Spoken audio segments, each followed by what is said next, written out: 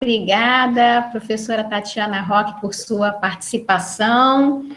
A Tatiana vai falar sobre a objetividade e os homens da ciência. Tatiana, pode começar. Bom, gente, queria agradecer muito o convite, né, e também saudar aqui as outras palestrantes. É um prazer estar aqui nesse Dia das Mulheres na Matemática. E eu queria falar um pouco de história da matemática, que é a minha área, né, e também da minha trajetória, para tentar afirmar essa área como uma área dentro da matemática, porque vocês imaginam, não foi muito fácil, né? A gente, na UFRJ, tem um grupo de ensino de matemática, que agora a gente conseguiu ampliar para envolver a história da matemática também. Conseguimos criar uma pós-graduação em 2006, que só tinha mestrado, e mais tarde, em 2014, um doutorado que aí já expandia, o doutorado em ensino e história da matemática e da física dentro de um instituto de matemática. Então, foi uma batalha, assim, importante, eu acho, e que a gente buscou, né, fazer com que essa área fosse reconhecida como algo importante para a própria área de matemática, né, que é uma coisa que, às vezes, não é exatamente um dado, né. E, então, nessa trajetória, né, eu fui para a França, fiz uma parte do meu doutorado lá, e depois voltei, mas, né, mantive muitas relações com a França, e foi muito importante, porque essa área de história da matemática e de história da ciência na França é uma área muito reconhecida, e reconhecida por boa parte dos matemáticos, né? A gente vê muitos matemáticos importantes franceses que reconhecem essa área, que têm trabalhos nessa área, e que dão espaço para essa área, e agora eu acho que aqui no Brasil a gente está conseguindo isso também, recentemente. E o que isso tem a ver com esse tema da objetividade, né? É um pouco difícil de argumentar isso, porque pode dar margem a alguns mal-entendidos. Mas eu diria que essa divisão disciplinar em que a gente vive hoje, né, e que continua sendo muito forte na academia, tanto é que nas agências de fomento, por exemplo, a gente tem essa divisão estrita em comitês de área, né? E é muito difícil, se você não se encaixa exatamente num comitê, você conseguir ter financiamento, ter bolsa, etc. Essa divisão, ela é uma divisão que, de certa forma, acompanha a exclusão, né? Um certo modo de excluir as mulheres da matemática. E aí eu vou contar um pouquinho dessa história, né, porque a noção de objetividade que a gente costuma associar à prática científica de um modo geral e à matemática em particular, ela parece, né, aos nossos ouvidos hoje em dia, que é um atributo eterno da matemática e da ciência. Sempre foi assim, afinal de contas, matemática é quase sinônimo de objetividade, né? Mas isso não é bem assim. A objetividade como virtude científica, ela surgiu em meados do século XIX, tem um trabalho de história da matemática muito profundo sobre isso, um livro chamado Objectivity, da Lorraine Dayston e do Peter Gallison, que são dois historiadores da ciência muito respeitados, e eles mostram que em meados do século XIX, a noção de objetividade se tornou sinônimo de prática científica como uma forma de conter a subjetividade. Ou seja, tudo aquilo que é da ordem do vivido, né, do experimentado, precisava ser contido, recalcado na prática científica, para que o self, né, o eu, não projetasse na sua descoberta do mundo qualidades, gostos, valores que diziam respeito ao íntimo, né, que diziam respeito às preferências pessoais, por exemplo, ou a atributos pessoais. Isso aconteceu em meados do século XIX, mais ou menos por volta de 1850, e, por incrível que pareça, foi exatamente na mesma época em que as instituições de formação científica, elas criaram uma divisão entre homens e mulheres que dizia respeito justamente a a possibilidade que as mulheres fossem formadas nos mesmos espaços que os homens em universidades respeitadas, né, em universidades de ponta. Então, por exemplo, na Inglaterra, as mulheres tinham acesso às universidades, mas essas universidades, elas, muitas vezes, praticavam o ensino em casa. Então, ao passo que os homens iam para a rua, né, para o prédio da universidade, para estudar, as mulheres tinham escolas específicas e uma parte desse ensino era feito no próprio ambiente doméstico. Então, é da mesma época, né, 1850, essa divisão entre espaço público e espaço privado. E é da mesma época a expressão homens de ciência para caracterizar os fazedores de ciência de um modo geral, né? Não à toa, ou seja, há uma coincidência histórica, né, que não é tão coincidência assim, né? Isso é produto de algumas estruturas sociais que vigoravam naquela época, mas há uma coincidência entre a separação entre objetividade e subjetividade e a separação entre espaço público e espaço privado, sendo que às mulheres cabia a casa, né, esse espaço do self, do eu, do para dentro, do íntimo, da subjetividade, e aos homens o para fora, a descoberta, a precisão, a desvendar o mundo a partir dos critérios que passaram, então, a se identificar a objetividade. É de então que datam, por exemplo, as práticas da precisão, né, como o saber, ele é aquele saber que precisa ser medido e que precisa ser verificado sem que se dê margem à projeção do eu, do self, na obtenção desse saber. Então, é então que se desenvolvem muitas técnicas de precisão que têm por objetivo disciplinar o próprio modo de enxergar o mundo, disciplinar o corpo, disciplinar o olhar, disciplinar o modo de se relacionar com aquilo que se está descobrindo no mundo, né? Essa é a teoria desenvolvida nesse livro que eu estou citando aqui, Objetividade. E nesse momento, né, tem uma escritora que fala muito bem sobre isso, e sobre a exclusão das mulheres desse tipo de prática, que é a Virginia Woolf.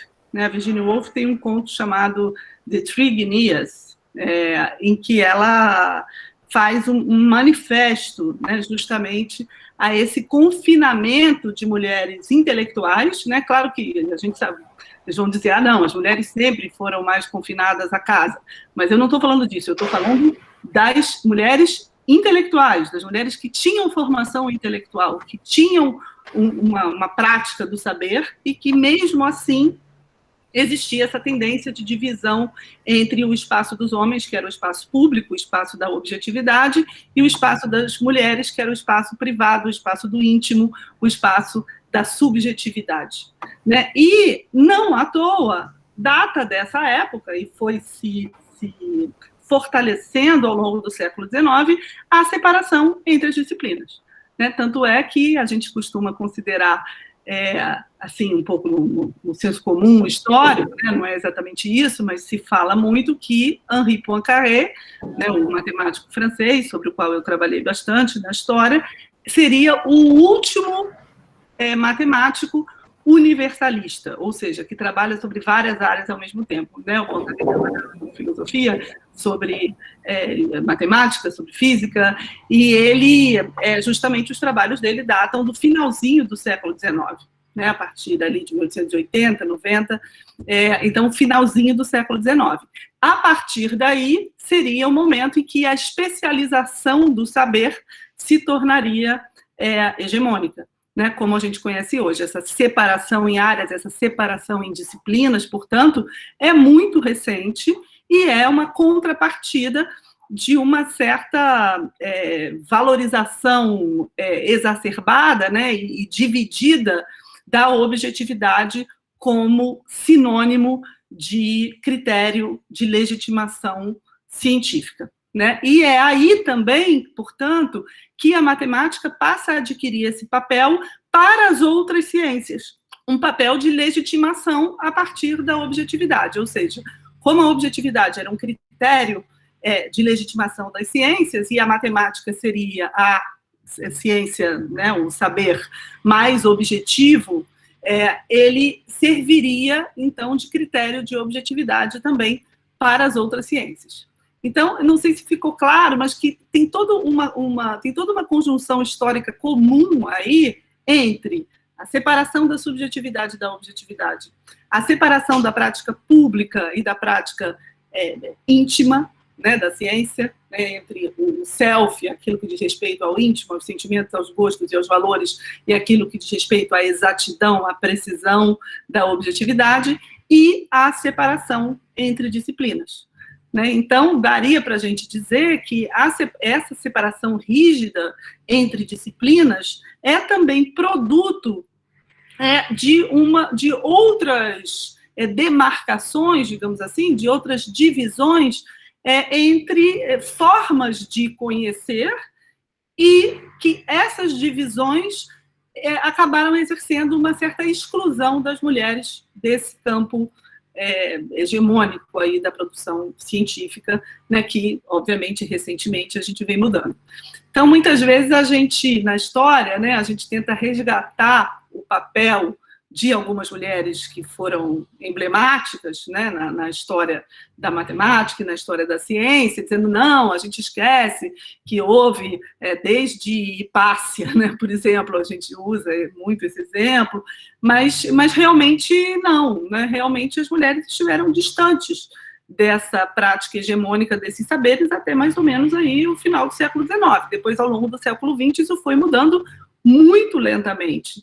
Então, eu acho essa perspectiva interessante, porque a gente consegue enxergar também nessa divisão disciplinar, né,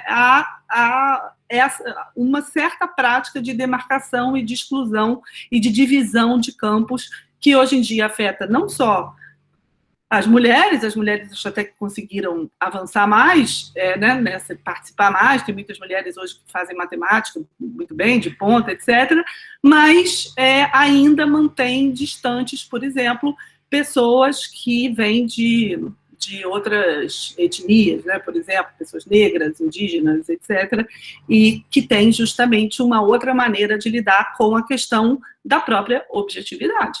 Então, não vai ser possível, talvez, inserir esses novos atores, né, na prática científica, sem que a prática científica mude um pouco também. E eu acho que um dos aspectos é justamente nessa questão da divisão disciplinar e na identificação da prática científica à objetividade. Então, não sei se o que eu estou falando é assim muito, muito ousado, né?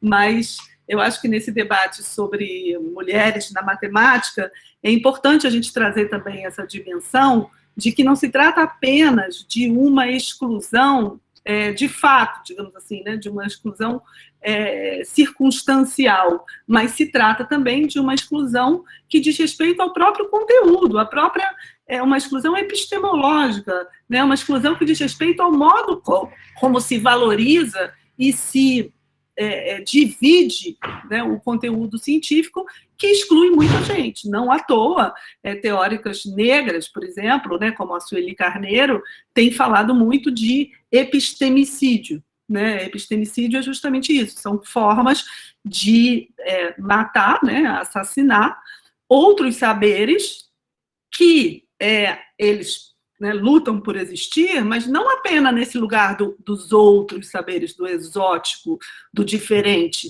mas como esses saberes podem se integrar à própria prática científica.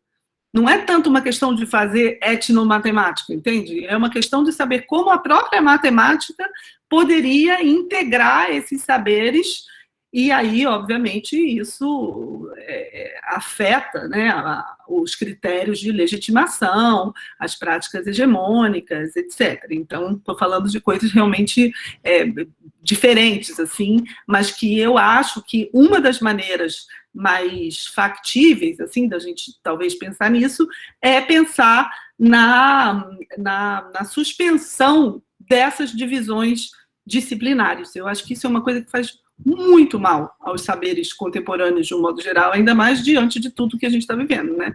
Então, e aí, né, voltando para a minha trajetória pessoal, eu diria que essa foi talvez uma das dificuldades maiores, assim, que eu enfrentei no meu percurso científico, acadêmico, é justamente essa. Eu digo que eu faço parte do movimento dos sem área. Então, é esse fato de não ter área, né? Eu estou no Instituto de Matemática, eu fiz graduação, mestrado em matemática, mas eu não sou matemática, eu nunca demonstrei um teorema, né, digamos assim. Matemática é aquele que demonstra um teorema, né? Eu nunca demonstrei um teorema. Meu doutorado já foi em História e Filosofia da Ciência, minha produção acadêmica é em História da Matemática e Filosofia, mas eu também atuo um pouco na filosofia, eu dou aula também na pós-graduação de Filosofia da UFRJ, então é um pouco assim, os filósofos acham que eu sou matemático, os matemáticos acham que eu sou historiadora, os historiadores acham que eu sou filósofa, e eu não sou, na verdade, nada disso, e é muito penoso, né, ter essa trajetória. Eu acho que até que hoje em dia eu consegui, né, um certo espaço, mesmo assim, mas uma vez, há pouco tempo, teve umas correntes daquelas do Twitter, né, que todo mundo dê um conselho para... Se você tivesse que dar um conselho para novos pesquisadores que vieram depois de você, que conselho você daria, né, para os seus estudantes de pós-graduação, etc. E aí eu até falei isso, infelizmente, um conselho que eu daria é não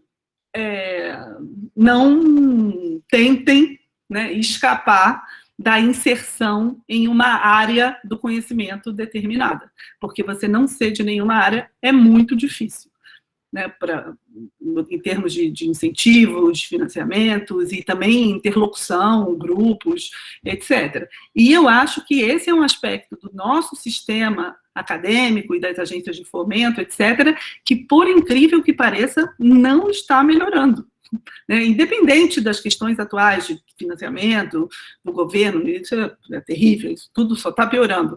Mas eu quero dizer, mesmo do ponto de vista do que a academia deseja, né? Não me parece que hajam movimentos fortes para quebrar essas divisões disciplinares, por exemplo, e a rigidez com que elas operam no fomento e no estímulo à pesquisa acadêmica. Né? Então, eu queria trazer um pouco isso aqui nesse dia de Mulheres da Matemática e saber um pouco o que vocês, o que vocês poderiam interagir sobre isso. Queria saber também um pouco o que vocês acham. Acho que eu vou parar por aqui para poder dar tempo, porque eu realmente, infelizmente, tenho que sair às 11h50, que eu tenho uma consulta médica, que vai ser online, mas eu consegui marcar nesse horário. Então, eu acho que eu vou parar por aqui para ter tempo da gente interagir um pouco, saber se vocês têm perguntas, comentários. Obrigada, Tatiana. Eu quero me inscrever também para complementar essa fala, que eu acho que realmente é uma pena, né, na academia, isso que você está falando, que as pessoas você falou o movimento dos sem área, né, porque é um desincentivo à interdisciplinaridade, né? Você tem que estar estabelecido em uma área específica e quando a gente sabe que tem um mundo de coisas para abraçar, você acaba sendo desincentivado a seguir nesse sentido. Bem, alguém já se inscreveu aqui, deixa eu ver aqui, a Sônia se inscreveu, está com a mão levantada. E no chat... Quem vai fazer pergunta não pode ligar a câmera, não? Queria ver vocês um pouquinho. Tá bom. Vou ligar. Eu estava falando aqui do desincentivo, mas a próxima é a Sônia. Oi, Tatiana, tudo bom? Oi, Sônia, tudo jóia? Aqui, não, eu estou aqui preocupada, porque assim, eu estou entendendo perfeitamente o que você está falando. Mas eu tenho observado e estou muito preocupada porque eu acho que tem alguma coisa que as mulheres que pesquisam matemática estão sumindo. Essa brincadeira do século XX, de que as mulheres vão aparecendo na ciência, mas na matemática, quer dizer, pelos números que eu tenho recolhido agora ultimamente, a coisa está feia. Vou te dar um só para todo mundo estar me ouvindo. A UFMG, de 2010 a 2020, contratou 31 novos docentes, 2 mulheres. E não é porque a UFMG reprovou, não. É porque não apareceram candidatos. É isso. Mas eu acho que um pouco essa questão, né, na hora, eu me pergunto se as mulheres querem, né, se nós queremos entrar nesse meio objetivo, né, sabe? Esse mundo extremamente masculino. Pois é, ele é muito rápido também, né? Ele é muito masculino, né? Então, até que ponto nós estamos perdendo matemáticas porque... Eu estou falando, mas esse número, a UFMG não é isolada nessa história, não. Pois é. Olha, uma vez em Paris, eu frequentei assim um pouco alguns matemáticos e um geômetra muito famoso, eu não vou dizer o nome dele aqui, porque depois dessa conversa vai ficar pública, mas não é nada demais, depois eu posso contar. Mas é um geômetra muito famoso mesmo, muito importante. Ele me falou uma frase que eu nunca mais esqueci. Ele disse assim, não, a diferença entre as mulheres e os homens na matemática é que os homens, quando eles têm um problema, eles vão fazer matemática. E aí eles esquecem de tudo e tudo bem. As mulheres não conseguem isso. Elas têm que primeiro resolver o problema delas para depois fazer matemática. E não pode. Você tem que deixar os seus problemas para lá. Pois é. Olha isso. Eu já ouvi essa frase e bom, já sei quem é o geômetra.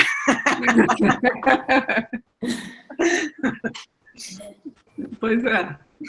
O pior é que eu acho que ele tem razão. Mas o ruim é que não tem espaço para isso.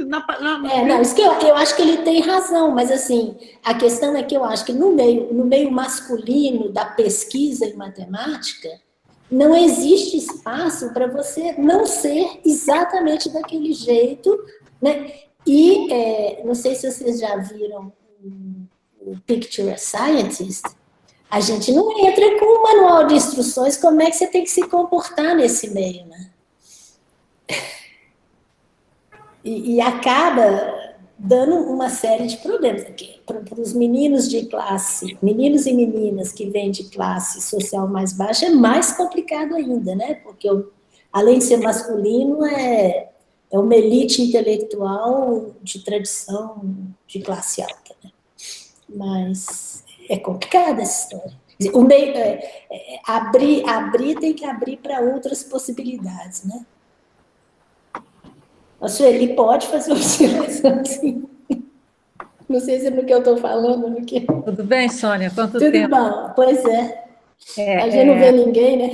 Eu queria trazer um dado objetivo, né? Essa questão das mulheres e as meninas na matemática, né?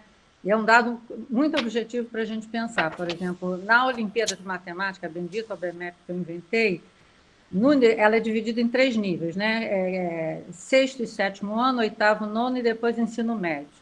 Então, no nível mais baixo, se você olhar as premiações das meninas, são 45%, 48% de meninas premiadas contra 52%, 53% dos meninos. Se você passa para o segundo nível, a premiação das meninas passa para 20%, 25%, dos meninos para 70%, 75%. E se você vai para o ensino médio, então é um arraso.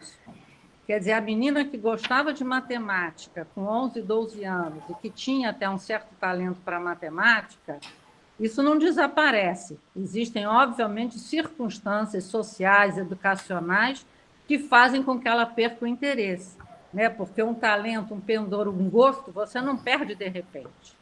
né? Então, eu acho que é muito mais a interferência social sobre as meninas ainda, embora vocês sejam de uma geração que já estão bem mais livres do que eu passei, por exemplo, por ser uma mulher na matemática, eu acho que isso é o que pesa muito mais.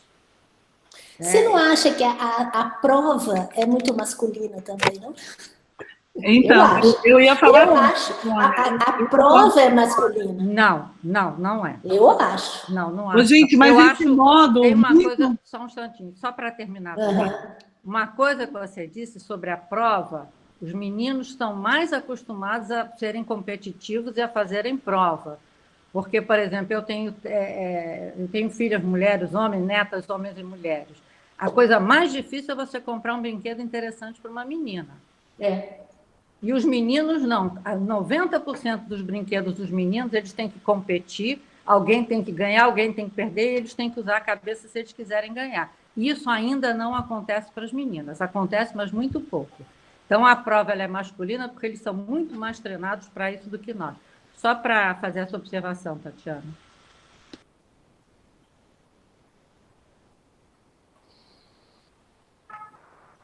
Cecília, ia falar?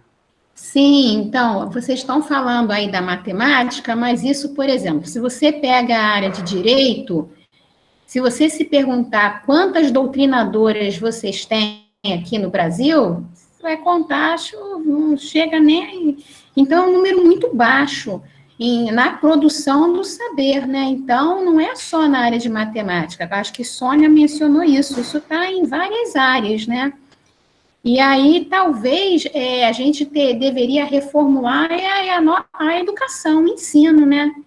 Reformular o ensino e apresentar nos livros didáticos participação feminina. Não sei o que vocês acham disso, mas o ensino, na nossa área, pelo menos, você pega ali o livro, né, e você vai da escola básica até o ensino médio e não menciona um nome feminino. Né? Então, a gente tem que pegar na base a criança e ir formando a criança. Né? Não sei o que vocês acham disso.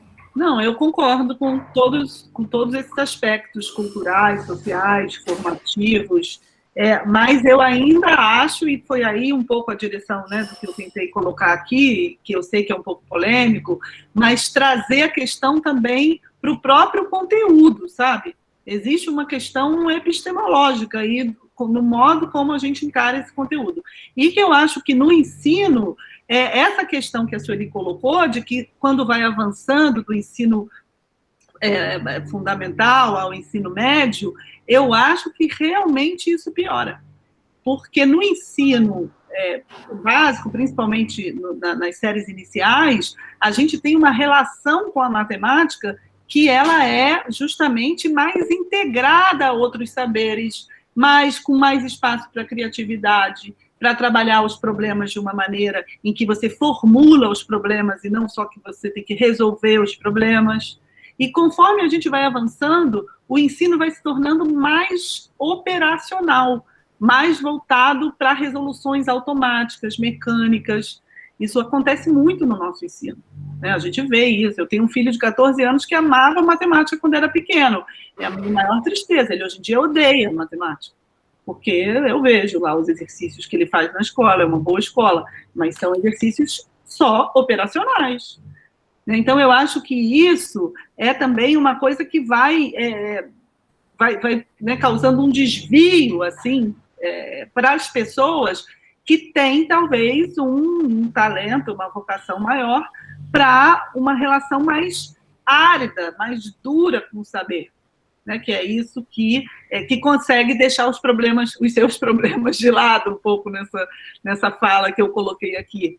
Né? E que, na verdade, as pessoas, eu acho que muitas vezes buscam áreas em que os seus questionamentos, né, o modo como elas se relacionam com o conhecimento, tenha mais espaço na própria prática própria prática daquela área. Então, eu estou trazendo aqui uma questão que vai além um pouco dessa questão do ambiente social, e que diz respeito ao próprio modo de praticar o conteúdo. Vou dar um exemplo concreto. Isso que eu falei aqui, não, eu não sou matemática porque eu não demonstrei nenhum teorema, né? essa visão sobre o que é a pesquisa em matemática, que tem que ser você demonstrar um novo resultado, é limitada, gente. Eu acho que é muito limitada, porque problematizar faz parte da matemática. Então, por que não a mesma ênfase em criar problemas e colocar bons problemas do que em demonstrar resultados? Mas, Tatiana, você não acha que esse movimento da história da matemática tem que andar como andou o movimento da educação matemática? Porque há uns 20 anos, 30 anos atrás, quem fazia educação matemática sofria bastante preconceito, né? Eu acho que isso atualmente mudou bastante, né? Então, como é que está o grupo de história da matemática aqui no Brasil? É muito difícil, hein? Eu falei isso há pouco tempo na minha banca para virar professora titular, né, que foi há pouco tempo. O meio de história da matemática no Brasil, ele é muito voltado para a pesquisa sobre instituições matemáticas e matemáticos brasileiros. Não é um meio de matemática que tenha, um meio de história da matemática que tenha conexão com a pesquisa internacional que se faz em história da matemática, como eu tive. Só que isso significava que toda a minha carreira de pesquisa, de conta realmente em história da matemática, implicava em estar o tempo todo fora do Brasil, principalmente na França. Eu vivia lá, eu ia para lá 3 vezes, 4 vezes por ano. Chegou uma hora que eu cansei. Eu não consegui isso, criar aqui um meio de pesquisa em história da matemática tout court, história da matemática pura, conectada ao meio internacional. Aqui a história da matemática, ou ela é voltada para o ensino de matemática, ou ela é voltada para a história da própria matemática brasileira e das instituições brasileiras. Né? E a relação com o meio internacional de história da matemática, ela é praticamente inexistente, cá entre nós. Então, tem que engrossar isso, como engrossou o pessoal de educação. Mas como engrossar isso sem fomento, Cecília? É difícil, mas a quem faz ciência... No comitê de matemática, não dão incentivo à história da matemática. No comitê de história também não, porque eles vão dar incentivo a quem faz história pura. Então, como é que você faz isso sem ter apoio nenhum? Mas é como você está indo aí falando corajosamente, mas que foi lá e conseguiu, mas eu não aconselho isso para ninguém, foi o que eu falei, eu não aconselho. É difícil, você precisa de fomento para isso, precisa de estrutura, né? Mas tem que ir à luta, né? É difícil. Ele quer falar?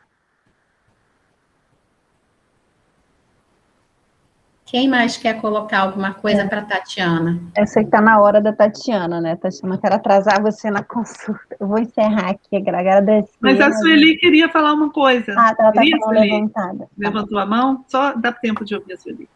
Não, eu tinha levantado antes, é que agora que vocês viram. Não, quer dizer, eu entendo toda a problemática que você levanta, mas eu discordo com você em várias coisas. Por exemplo, as prioridades de um país, elas têm que ir na direção da necessidade do país. Não estou dizendo que nada é supérfluo, mas eu acho que, por exemplo, o país precisa atualmente de desenvolvimento tecnológico, nós estamos muito atrasados. Só para você ter uma ideia, na época que eu fui presidente da SBM, eu apurei isso. Com dados do presidente da CAPES, que era o Jorge Guimarães naquela época, eu perguntei quanto que a CAPES gastava com matemática, física e química. Né? Era menos essas 3 áreas do que se gastava com educação. E isso é contrário, em geral, às políticas dos países mais avançados. Né? Então, eu não estou fazendo afirmações, mas eu acho que isso é um ponto para ser refletido. Né? Os países que avançaram mais, que têm oferecido mais bem-estar ao seu povo, né, são países que não investem do jeito que o Brasil estava investindo, pelo menos na época em que eu estava na SBM. Então, eu trago isso só para a sua reflexão, tá? E obrigada pela sua conferência. Mas eu acho que isso aí não é contraditório em nada o que eu falei, não. Eu acho que isso daí é importantíssimo. Mas, justamente, vai na direção de integrar mais a matemática a outras áreas do conhecimento. Por exemplo, as áreas de pesquisa tecnológica. Né? Eu acho que isso aí é importantíssimo, concordo. Não vi exatamente onde está a discordância, mas, enfim, melhor ainda. Tá bom, gente. Obrigada. Obrigada, Tatiana. Até logo, foi um prazer.